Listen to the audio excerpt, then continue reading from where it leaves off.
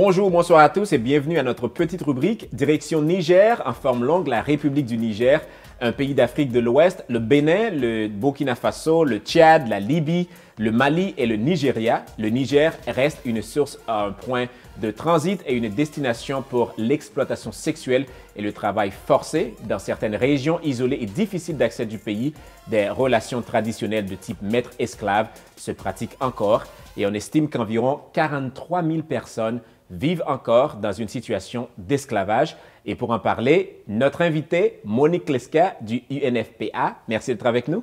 Merci beaucoup de m'avoir invité. Monique, il faut dire que le mariage des enfants au Niger est à un taux très élevé. Aidez-nous à comprendre ce phénomène.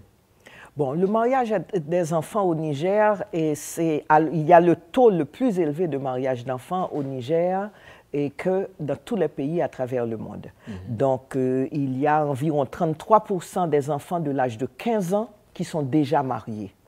Et il y a plus de 75% des filles de 18 ans qui sont déjà mariées.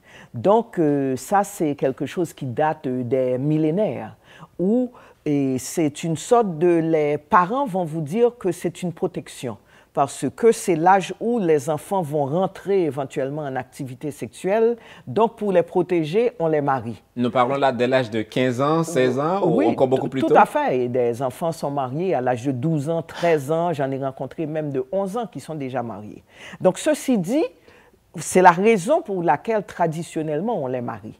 Mais ceci dit, il y a des conséquences très graves pour la santé de ces filles quand elles se marient très tôt. Elles peuvent mourir, d'une part. Deuxièmement, elles peuvent avoir une maladie qu'on appelle la fistule obstétricale parce qu'elles n'ont pas accès à des soins et elles ont un travail qui dure des heures et des heures. Et les filles, pire, ne savent pas qu'elles peuvent dire non au mariage. Elles n'ont pas ce niveau d'éducation, puisque 3/4 des filles du Niger de 15 à 19 ans ne savent ni lire ni écrire. Donc, on a une combinaison de manque d'éducation, donc manque d'information, manque de connaissances, et on a la pesanteur des normes sociales qui sont là. Donc, les filles n'ont pas le choix de se marier. Il faut ajouter que le système de santé du Niger fait aussi défaut.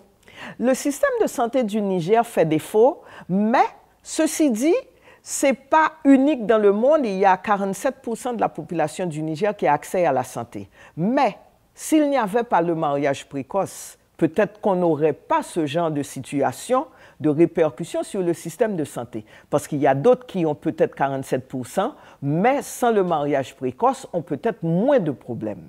Donc, ceci dit, oui, c'est un enjeu extraordinaire, puisque c'est une violation systématique des droits et des personnes. Parce que la santé, l'accès à la santé, l'accès à l'éducation, ce sont des droits humains. Donc, dans tout ça, où sont les organisations de défense des droits humains et le gouvernement du Niger?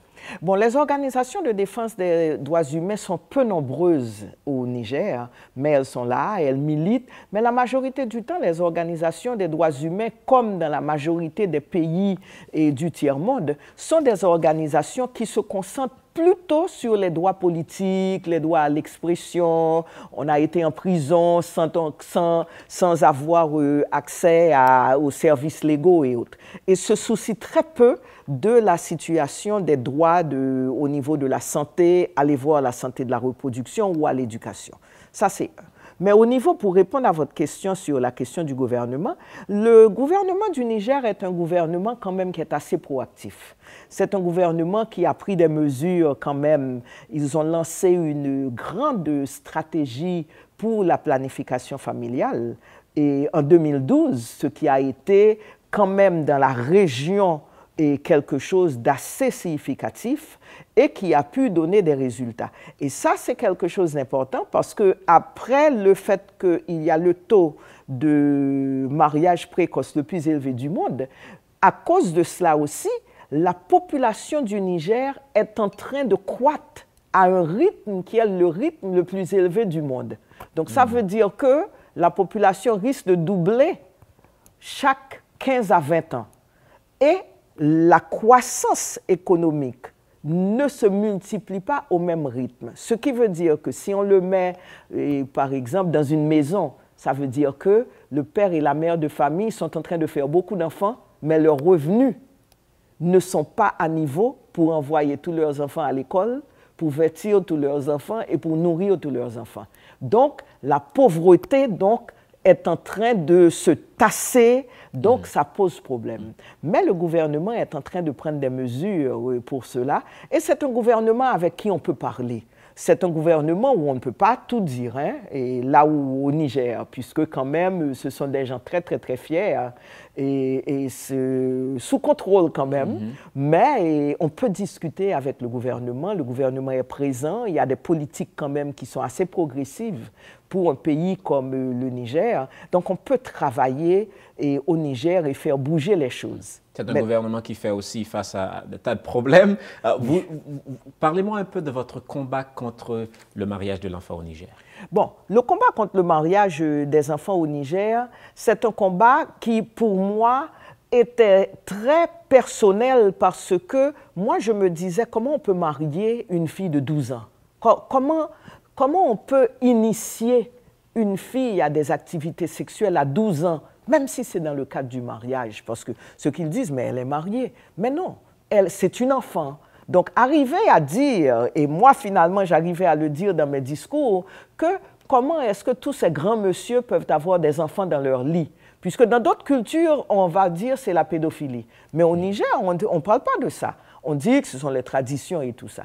Donc, pour moi, il s'agissait donc d'entamer une conversation avec différents secteurs de la population pour montrer les données, pour montrer les conséquences sur les filles, pour montrer les conséquences sur le Niger. Et on a pu arriver à faire ça en parlant à différents secteurs de la société, et en particulier les filles, pour qu'elles puissent prendre conscience et qu'elles puissent se dire, mais tiens, et si je disais quelque chose? Et si je disais non? Qu'est-ce qui va se passer? Qu'est-ce qui va changer? Et deuxièmement, en parlant avec un autre secteur très important, qui sont les chefs traditionnels du Niger, qui régit absolument tout. Ils savent le matin quand ils se réveillent qui a battu sa femme, ils savent quel enfant s'est marié avec un homme très grand, ils savent aussi qui est mort, les naissances, ils savent tout. C'est la structure du pouvoir traditionnel au Niger millénaire. Il faut dire que vous avez changé les normes un peu quand même. Hein? On a essayé, vous avez fait un très bon boulot. D'ailleurs, le gouvernement du Niger et des chefs traditionnels ont exprimé leur reconnaissance envers vous. Vous avez reçu des prix très énormes. Parlez-moi un peu de votre sentiment. Comment est-ce que vous vous sentiez en recevant ces prix? Je souris naturellement quand j'entends ça parce que quand même, c'est un grand honneur. Et le peuple du Niger est un peuple très généreux. Et ils ont reconnu que je faisais des efforts avec mon équipe. Ils ont reconnu que la tâche n'était pas facile. Et ils ont reconnu que j'ai travaillé avec différents secteurs de la société. Et pour moi, c'est cette reconnaissance qui est importante. Donc, on m'a honoré. On m'a honoré, j'ai des titres hein, dans la chefferie traditionnelle du Niger. J'ai des titres, je suis Tambara d'une région, d'une cour traditionnelle du Niger. Et le président du Niger m'a nommé comme commandant de l'ordre du mérite du Niger, qui est un ordre pour les personnes qui font des choses. Donc moi, je suis très honorée d'avoir été mise sur un piédestal par le chef de l'État, le gouvernement, et aussi par les chefs traditionnels. Merci infiniment, Monique, d'avoir été des nôtres. Félicitations encore une fois. Merci encore. Merci, vraiment merci. Et merci à vous d'avoir été des nôtres. Mon nom est James Pierre. On se retrouve un peu plus tard. Be creative. Be a hero. Be the solution. Be connected. Be innovative. Be global. Be successful. Be you. Be MDC. Be Miami-Dade College. Major Ford, merci un peu le fait quoi avec nous. Ou c'est premier Haïtien américain qui arrive dans niveau ça comme policier qui a servi dans le département de police dans Miami comme Major. Qui ça représente pour vous? Oh, c'est très fier.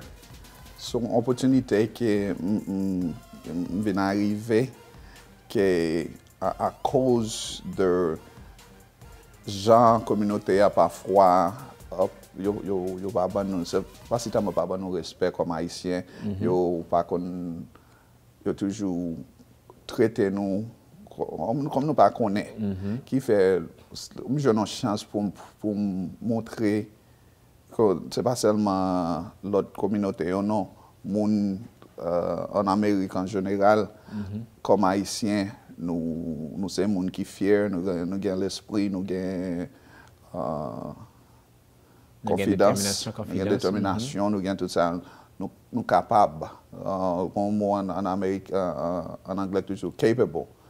Toujours même j'ai longtemps, même pour faire football américain, longtemps, on dit nèg nous pas gaz, c'est l'esprit pour jouer quarterback. C'est même situation en tout. Le premier monde qui a une chance pour jouer quarterback, là, il montre qu'il est capable.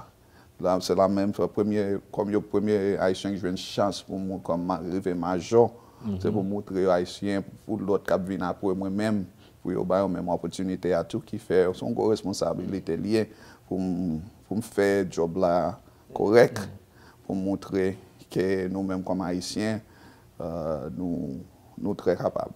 Non seulement ça, ou c'est un vétéran, ou gagne 28 ans de service dans police, dans le département de police là, et puis ou t'es dans le militaire tout. Pas seulement ça, toute famille ou qu'on a servi tout, ou gagne petit tout, qui petit garçon qui c'est un officier police tout, ou gagne petite fille qui c'est BSO, ou gagne maman qui c'est superviseur comme police. Donc qui ça dit ou là où toute famille a servi dans la police dans le pays États-Unis? Très fier, très fier.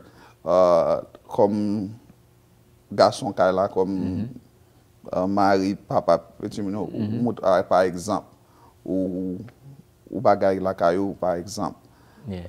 Les petits ouais, par le travail chaque matin, yo ouais, gens ou conduite tout, gens public là, respecto. C'est pas qu'on est l'autre monde, il y a un petit, il y a pas prendre en considération. C'est pour par exemple, pour un bon exemple, pour l'avenir on va dans demain. Il fait un pile fois où ça parents pas involve en rien avec petit yo. C'est moi toujours encourager monde, surtout sur un petit garçon. Ou parler avec ce petit là pour expliquer, pour un bon exemple tout. Le travail, le faire vieux bagage dans l'arrière, c'est si mon a gardé soit faire, c'est même pas la faire tout dans demain. Il fait grâce à Dieu moi-même, dès que papa me de police en Haïti. Monsieur venu ici en 66, premier bail, il fait l'enregistré dans le militaire ici, il est venu en Haïti. Même exemple, la discipline, l'organe discipline dans caillou, ou après, c'est pas besoin de parler avec tout le monde trop. Discipline, son bail qui partit dans toute façon dans la vie. De pour une discipline dans la vie, toute façon, ou après, gens, va venir pour ou pas même à derrière. Quel message qu'on gagne pour un jeune haïtien qu'on y a capable soit en Haïti ou du moins un peu partout à travers le monde, un haïtien qui est capable aux États-Unis, qui est intéressé suivre trace, qui est intéressé entrer dans l'armée ou du moins qui est intéressé entrer dans la police, qui est capable d'arriver dans le niveau qu'on arrive à tout. Quel message qu'on envie de partager avec eux? C'est pas chance que c'est moi premier, je garantis au grand pull qui DM qui venir. Pour le moment, nous avons presque 50 haïtiens. Qui dans le département de la police Miami, il y a 1300, même 50 garçons. Il y a un pile qui a monté. Moi, c'est le premier, mais il y a un pile qui a venu. Même si dans le militaire, sous-check militaire ici aux États-Unis, il y a un bon haïtien dans la Navy, marin, l'armée. Bien, ou bien ça, il y a un haïtien qui vient d'arriver, colonel, général dans le militaire. Mais en pile, il n'y a pas sorti pour venir faire police civile. Je suis passé dans le militaire tout, après je suis dans la police civile, là, je suis arrivé, grade arrivé, mais on n'a pas besoin de garder fort pour jouer dans le haïtien qui succède dans law enforcement. Gary Eugène, pour le moment, c'est le chef de la police, notre Miami. Nous avons plusieurs autres Haïtiens qui viennent arriver gros grade. Moi-même, c'est le premier dans la City of Miami, comme un pile Haïtien, chaque City of Miami habitué, pas qu'on un pile l'autre civil, maintenant, c'est bien gardé. Il y a un pile l'autre civil qui est Haïtien, quand gros succès, arrivé gros succès, parce que son culture, discipline, nous y est. Yes. Là, même toujours dit, gentil Haïtien, monsieur, pas quitter moun mettre bail dans tête ou pas qualifié ou pas gain discipline pour ça, c'est pas vrai. On son culture qui est très disciplinée, surtout sur parents bien bagaille, on continue à l'école. Son bail même américain gain même proverbe là, éducation son bail par exemple qu'à prendre amour, ou bien redire tête ou préparer en pile fois y a dit non. Mais pas quitter ça de courage, continuer, si c'est ça vous voulez faire, c'est continuer quand vous avez une opportunité, en pile l'opportunité là-dedans, surtout si c'est ça vous voulez faire. Yeah. Merci infiniment, Major Ford. Be creative. Be a hero. Be the solution. Be connected. Be innovative. Be global.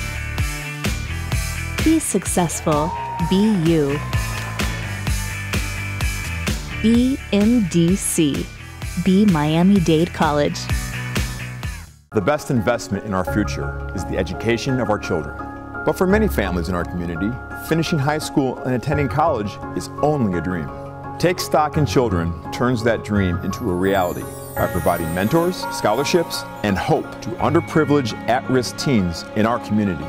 Hi, I'm Shane Battier. Please join us. Become a mentor, a volunteer, or donate and help make a difference. Go to our website and help change the life of a child. Anyone who doubts the significant contribution of Caribbean to the United States should clearly talk to Arthur Williams, an international student from Jamaica who conducted a summer research focused on the impact of microfinance loans on Cuba entrepreneurship. His study attracted the attention of President Obama's Senior Director for Speech Writing while the president was preparing for his historic trip to Cuba. Thanks for being here, Arthur. Thank you so much for having me, James. It's really a pleasure. Absolutely. When you received the call, what went through your mind? Bad prank? Well, it was honestly just a surprise, you know, like you would never really ever imagine to wake up one day and hear that the White House is trying to contact you, and then to actually receive a call from them was just such a surprise, especially because I was just pursuing such a genuine academic interest, you know, and then to have that receive recognition from the top office in the House was really, really an honor. So you presented your research at Sunny Binghamton and attended NASDAQ's Cuba Opportunity Summit. Tell us more about your research. What is it about? So my research, my project is titled Emerging Cuban Market, Public Policy Analysis on the Feasibility of Microfinance in Cuba and its Potential Impact on Cuban Entrepreneurship. So essentially, I was trying to assess the state of entrepreneurship in Cuba, particularly because in 2011, President Raul Castro, you know, and his government implemented a number of economic reforms which allowed for the opening of the private sector in Cuba. So I then decided that the focus of my project would be to assess the entrepreneurial climate in Cuba and the state of the sector there, and to determine whether or not microfinance services, that is like the provision of small loans, saving services, and those kind of other financial products, whether or not those services could be beneficial to the entrepreneurial sector in Cuba and the entrepreneurs of Cuba. So obviously you spent weeks in Cuba. Do you think that Cuba is open for business? Are there possibilities for investment and the unique obstacles that exist doing business with Cuba? I definitely think that the Cuban market is opening up. It's an emerging market right now. And many different organizations are definitely looking to move into Cuba. You can see that with the Starwood deal of them starting to run the Cuban hotels in Cuba now.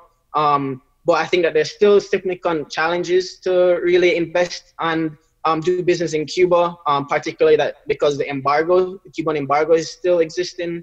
But I think that it's definitely moving in a positive direction, and we can be hopeful for the future. Yeah. I cannot let you go without asking you about anything you've learned in Cuba. Any Spanish words? Kebola. And did you, I know that right now you're 22, so during your trip, did you drink any particular drink from Cuba? Well, you know, Cuba, the Havana Club and the Cristal Cerveza. So, you know, had a few drinks. Obviously, in Miami, we have a large Cuban community. What is it would you like to share with that particular community here in Miami? Well, I think that history has shown that the old policies that have been used in Cuba, that have been used against Cuba, for example, the embargo, have not really been effective in creating a better country for Cuba, better relations between the Cuba and the US. So I think that I would just ask them to keep on pushing on and asking for these changes to be made and for a better relation between Cuba and the United States. Wow, what a bright gentleman. Arthur, thank you so much for being here with us. Thank you. Thanks for having me.